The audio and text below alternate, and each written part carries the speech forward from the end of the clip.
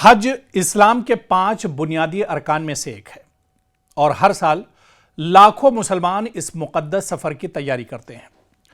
हिंदुस्तान में हज committee of India ने हज 2027 यानी आने वाले साल में जो सफ़र हज है इसकी पॉलिसी भी बाकायदा जारी करते हुए आज़मीन हज को हिदायत दी है कि वो अगस्त 2026 तक तकरीबन 1,52,300 रुपये पहली किस्त के तौर पर जमा कराएं।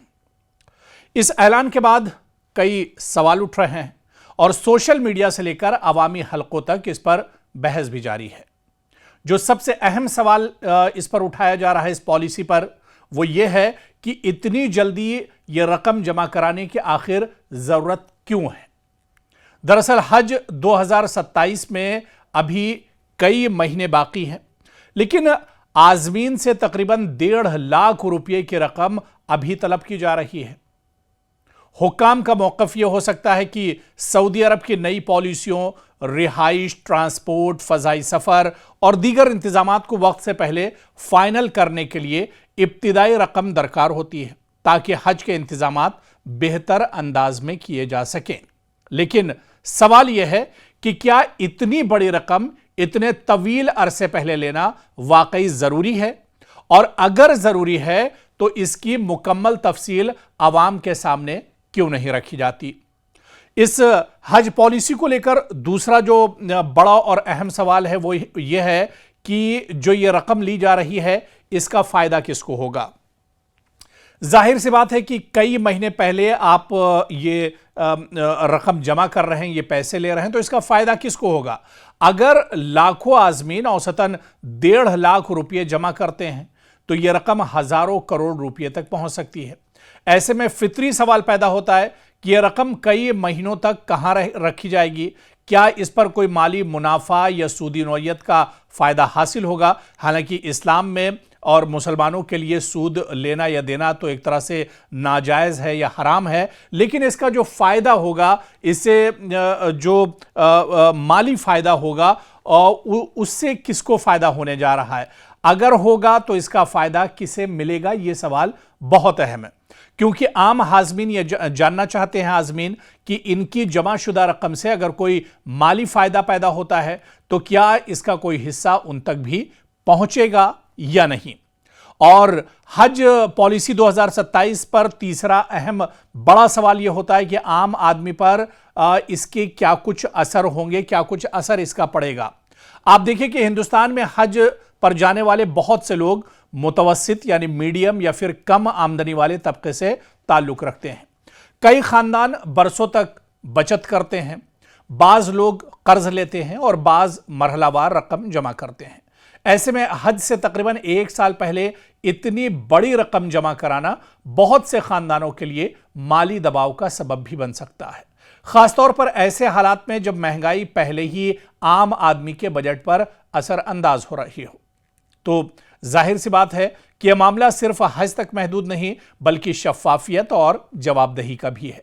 अगर हुकूमत या हज कमेटी की जानिब से इस जल्द अदायगी के वाज़े वजूहात, माली तरीक़ेकार और आज़मीन को होने वाले फ़वायद की तफसील सामने आ जाए तो बहुत से सवालात खुद ब खुद एक तरह से ख़त्म हो सकते हैं। यानी जो पैसा इतनी जल्दी लिया जा रहा है, जो पहली किस्त के बारे में बात की जा रही है, यानी आप ये मानकर चलिए कि अभी सफ़र हज 2026 पूरी तरह से ख़त्म भी नहीं हुआ है। हज तो मुकम्मल हो गया है लेकिन आज़मीन के आने का सिलसिला अभी भी चल रहा है। अब हज 2027 के लिए अपनी पॉलिसी का हज कमेटी ऑफ इंडिया और मिनिस्ट्री ने, वजारत ने ऐलान भी कर दिया है और यह भी ऐलान कर दिया है कि अगस्त के शुरुआत में ही पहली किस्त जमा होगी, जबकि हज 2027 आप मानकर चलिए साल 2027 में होगा, जिसमें अभी भी 8-9 महीने एक तरह से बाकी हैं।